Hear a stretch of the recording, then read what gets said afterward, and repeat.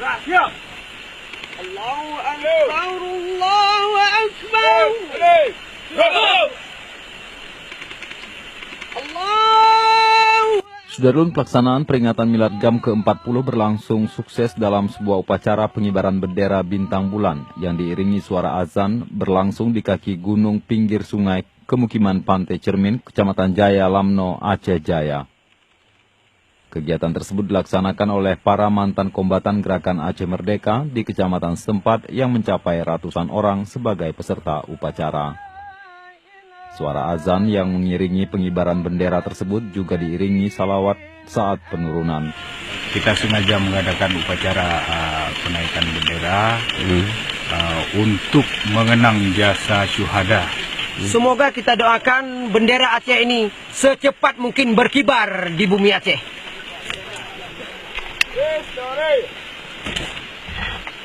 Yang bertindak sebagai inspektur upacara yaitu Sofyan alias Lampuh yang diikuti oleh para peserta dari mantan kombatan lengkap dengan seragam loreng dan baret.